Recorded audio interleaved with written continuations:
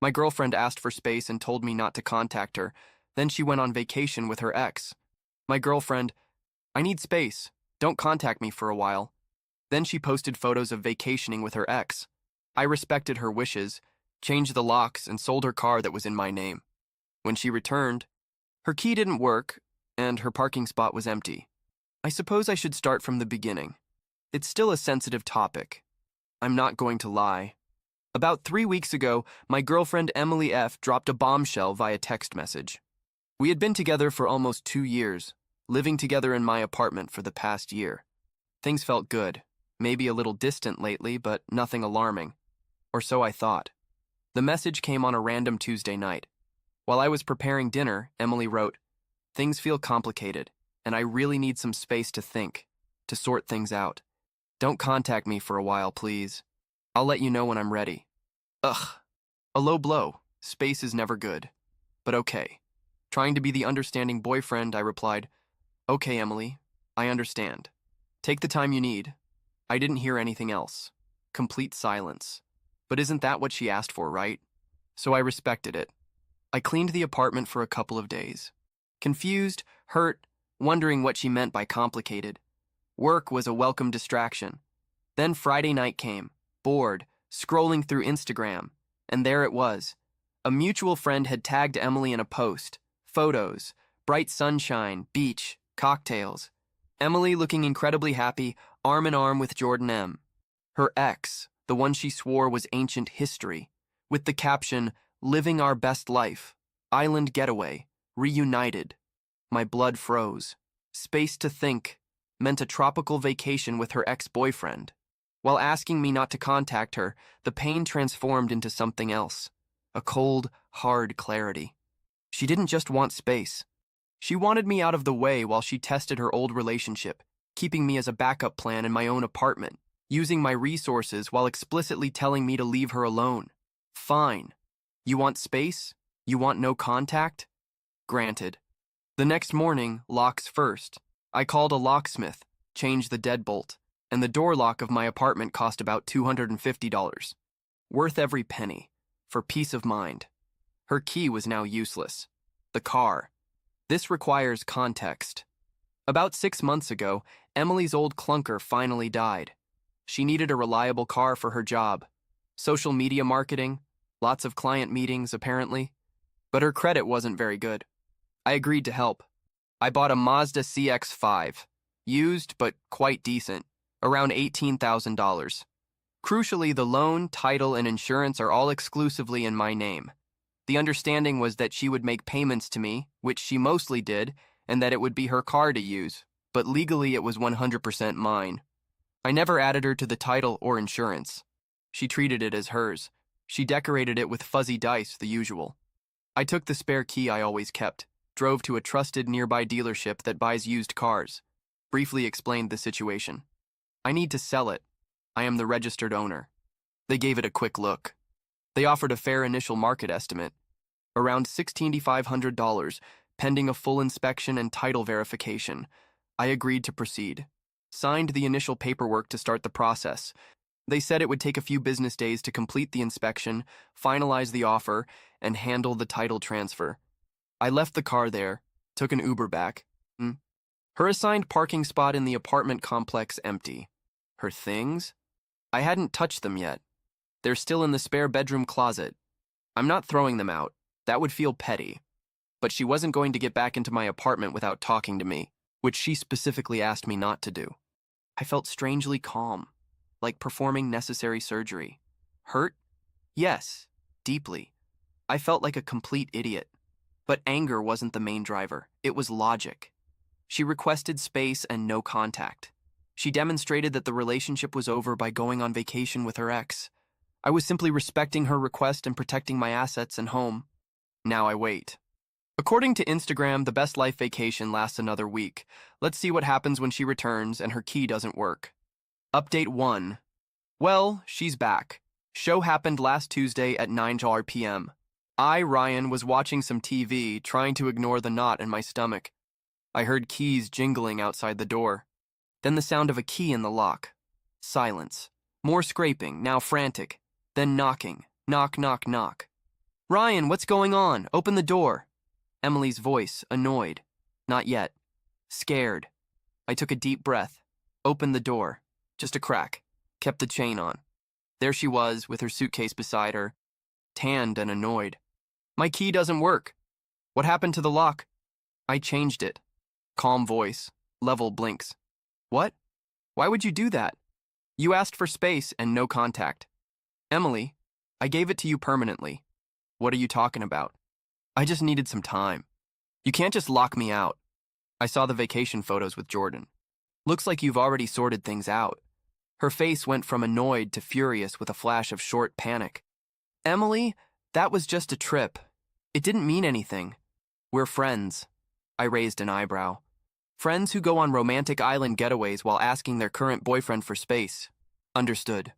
Ryan, don't be ridiculous, let me in. My things are in there. Where's my car? Her eyes drifted to the empty parking spot. Where is my car, Ryan? Arrogance radiated from her, the pure assumption that everything would still be waiting for her. First, it's my apartment. Second, it was never your car. It's my car, legally in my name, and I'm selling it now. It's at the dealership. Her jaw dropped. You're selling it? You can't do that. I paid for that car. You made payments toward its use, Emily. You didn't buy it. The title and loan are in my name. The selling process has begun. This is crazy. You're stealing from me. I'm going to call the police. She pulled out her phone. I just shrugged. Go ahead, call them. Explain that your ex-boyfriend changed the locks to his own apartment after you asked for no contact and went on vacation with another ex. Explain that he's selling his own car, titled and registered exclusively in his name. Let me know how that goes. She hesitated, phone halfway to her ear. Then her expression turned venomous. Emily, horrible person. You planned this. You planned a vacation with your ex and asked me for silence. I respected your wishes and faced the consequences. You have no right to keep me on hold in my own home. Suddenly, another voice. Her sister, Brooke F., must have been waiting in the car downstairs. She walked up the path. Brooke, what's going on? Emily, Ryan, why have you left her outside? Emily resorting to tears in front of her sister. He changed the locks. He's selling my car. He's kicking me out. Brooke turned against me. Are you kidding? After everything she's done for you, you just kick her out and sell her things? It's my apartment, Brooke, and it was my car. She asked for no contact and went on vacation with Jordan. Check her Instagram. We're done here. She needed space. You're supposed to support her, not punish her. Support her while she cheats on me? No thanks. She made her choice. Now she can live with it. Emily began demanding her things. Right now, at 9 sharp. How? Not tonight. Can you arrange a schedule to pick up your belongings? Text me a date and time. I'll have them packed by the door. You won't come past the foyer. You can't dictate I can. My apartment. My rules. Now you want no contact? This is the new contact arrangement. Text me the time. Goodbye. I closed the door, locked the deadbolt. My hands were shaking. Adrenaline, anger, residual pain, but mostly relief. It was over. The confrontation was over for now. I heard them outside for another 5 minutes. Emily yelling, Brooke trying to calm her while probably fanning the flames. Then they left. A few hours later, I received a message, not from Emily, but from Brooklyn's phone. Brooke's text. Emily needs her things tomorrow at 10 sharp. Be ready. No, please. No, thank you. Just pure demand. I replied, fine. I spent the next few hours packing up stuffed clothing. Toiletries, books, knickknacks, everything I could find. Piled it all near the door. It was cathartic. The dealership called later that week, maybe Thursday. Said the inspection was done. Final offer was firm at $16,350. Small adjustment for tire wear. I went there Friday afternoon, signed the final title transfer documents, and was handed the check. I deposited it immediately. Felt like I was closing an expensive and emotionally draining chapter. Let's see what tomorrow brings. Collection day. Expecting more drama. Update 2. The last week has been something else. The entitlement levels keep rising. It's almost impressive. The collection at 10 sharp. Wednesday, as scheduled in the previous update. Knock on the door. It wasn't Emily. It was Brooke and her mother, Karen. Emily was waiting in the car, apparently too upset to face me. Sure. Karen immediately started, tears in her eyes. Crocodile tears, I suspect. Karen. Ryan, how could you do this to her? What'd you do? After 2 years? She loves you. Apparently not enough to avoid going on vacation with her ex while asking me for space. Karen, it was a mistake. She was confused. You should forgive her. And selling her car? That was cruel. She needs it for work. It was my car, Karen. Legally mine. And her confusion led her to betray our relationship. Actions have consequences. The car is sold. Opens door.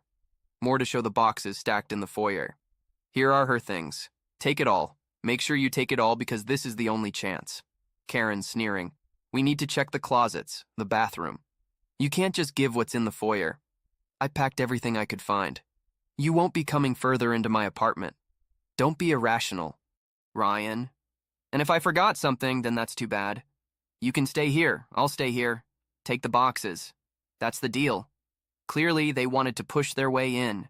Maybe argue more. Maybe find something valuable of Emily's they could claim I was keeping. Not going to happen. They muttered under their breath. But they started loading boxes. It took them 3 trips. Meanwhile, Karen went on with a monologue about how insensitive I was, how Emily was devastated, how I owed her compensation for the car. I just stood there, didn't respond much, repeated it was my car, and she was going like a broken record. The financial demands and the smear campaign. Once they left, the messages began now, mainly from Emily, alternating between tearful apologies, I miss you, I made a huge mistake, take me back, and furious demands. You owe me for the car. That was my money. I'll take you to small claims court. I ignored the emotional messages for the demands. I sent one, Emily. The car was legally mine. The title, the loan, the insurance, all in my name. Your contributions were toward use during the period you used it. Consider it as rent. No further discussion. Then I blocked her number. Blocked Brooke, blocked Karen, but it didn't stop. Suddenly, some mutual friends started contacting me, people I knew mostly through Emily. Their tone was accusatory. Dude, I heard what you did to Emily. That was pretty cold selling her car like that. They were clearly being told a convenient story, painting me as the villain who kicked her out and took her car out of spite. Conveniently leaving out the part about the vacation with Jordan, I'm sure. I briefly explained the situation, her text, the vacations with the ex, the car legally mine to a couple of them I thought might be reasonable. Mixed results. Some got it, others clearly bought her narrative. Whatever. People believe what they want. A dirty attempt. Then came the call from my landlord's office yesterday. Apparently, they received an anonymous complaint about recent disturbances and loud arguments coming from the vicinity of my unit. They claimed there was shouting and concern about confrontations. My blood froze for 1 sec. This seemed calculated, trying to get me in trouble. Luckily, I have a good relationship with the building manager, explaining calmly. My ex-girlfriend, who lived here but wasn't on the lease, recently moved out after a breakup. There was a brief, loud argument outside my door when she discovered I changed the locks. After her request for no contact and subsequent action, her family was also here briefly for a supervised collection of her belongings. There have been no disturbances inside my unit, and she no longer lives here. The manager seemed understanding. Said they would note it, but unless there were more verifiable complaints or actual disturbances, it wouldn't go anywhere. I'm pretty sure it was Emily or Brooke trying to cause trouble. Low blow the X factor. Received a message request on Instagram from Jordan. Didn't even open it. Just deleted and blocked. I don't need or want to hear anything from him. Probably gloating or trying to stir things up. My response, honestly, all these entitlements and dirty tricks just solidify my decision. They don't make me feel guilty. They make me feel justified. This isn't just a mistake Emily made. It's who she is and who her enablers are. Brooke, Karen. The revenge isn't some grand plan. It's simply letting them crash against the wall of reality. Apartment secure. Lisa is just mine. The complaint didn't go anywhere. Car sold. Money in my account legally airtight. Her stuff gone, communication blocked on all channels. Any future attempt at contact, especially threats, will go straight to a lawyer for a cease and desist order. I already briefly consulted with one, just to be sure. They confirmed my position on the car and apartment is solid. The constant demands, the victim narrative, the attempt to mess with my housing is disappointing. Do they really think they can bully and manipulate their way back to the comfortable situation Emily ruined? Newsflash doesn't work that way. Now, I'm just focusing on cleaning up the emotional mess. It's hard to realize that the person you lived with and cared about is capable of this level of deception and entitlement, but better to know now. Final update. It's been about 2 months since Emily returned from her little space-finding trip with Jordan. Things have calmed down, mainly because I refused to engage with the drama after that last update. I wanted to share the final resolution. The smear campaign continued for a while. I lost some superficial mutual friends who bought Emily's story. Honestly, good riddance. Anyone who takes her side without hearing the full story isn't someone I need in my life. Anyway, my true friends, those who knew me before Emily, were supportive, listened to my version, saw the flagrant disregard, and backed me 100%. Emily apparently tried to escalate things legally. Sort of. I received a vaguely threatening letter from some cheap lawyer she probably had to scrape funds to pay, demanding $10,000 for the value of her contributions to the car and emotional distress. It was full of typos and legal nonsense. My response was to have the lawyer I consulted send a very formal and concise letter. It included copies of the car title, loan agreement, and insurance policy, all exclusively in my name. A reminder that her contributions are for use depreciation during the time she drove it, basically rent, and she actually owed money if calculated by mileage according to standard rates. A bluff, but it made the point. Copy of her original text. I need space. Don't contact me. Screenshots of the vacation photos with Jordan. Public post with timestamp. A warning that any further unfounded claims or harassment would result in me seeking legal fees and filing a restraining order based on her previous attempts to cause trouble with my landlord. Complete silence after that. Her cheap lawyer probably told her she had no case and dropped her. Paying for a real legal battle was never an option for her, especially without my financial support. I heard through the grapevine a friend who still has minimal contact with one of Emily's less intense friends. What happened after? Emily stayed with Brooke for a while, which apparently caused huge friction because Emily expected Brooke to basically finance her life, and didn't lift a finger. Shocking. Jordan predictably disappeared once the vacation ended and reality set in. He wasn't interested in supporting her or dealing with her drama long term. He had his fun trip, end of story. She apparently tried to emotionally blackmail her parents, Karen, for money, probably with some success, but they couldn't afford her former lifestyle indefinitely. Last I heard, she had to move back to her hometown, living with her parents again, apparently constantly complaining about how unfair life is and how I ruined everything for. Zero self-awareness, zero remorse. Just pure entitlement and victim mentality. The best part, the sweet, sweet sound of silence. No more demands, no more drama, no more Emily. My apartment feels like mine again. In fact, I painted the living room last weekend. Got rid of some of the furniture she chose to claim. The space feels good. The revenge wasn't loud or explosive. It was quiet and methodical. It was simply respecting her request for no contact and letting the logical consequences of her actions play out fully. She wanted space. She got an infinite amount of it. She prioritized a fling with her ex. She had to deal with the consequences alone. She took my support, car, and apartment for granted. She lost them as soon as she broke the trust upon which they were built, selling the car she thought was hers, the car that was her status symbol, while literally tanning with another guy. Yes, okay, that part really did feel satisfying, I'm not going to lie. I'm that empty parking spot when she returned Chef's kiss. That's the consequence, hitting hard and visibly. She didn't just lose a boyfriend, she lost the comfortable life she assumed was her right. Funded by me. Did it cost me emotionally? Yes. It took time to process the betrayal, but I handled it logically. I protected myself and refused to be a doormat. She thought she could play games, keep me hanging. She miscalculated badly. She faced the inevitable direct consequences of her own choices and her arrogance. Couldn't protect her. That's the most satisfying outcome I could ask for. Good riddance. Emily, time to move on, really.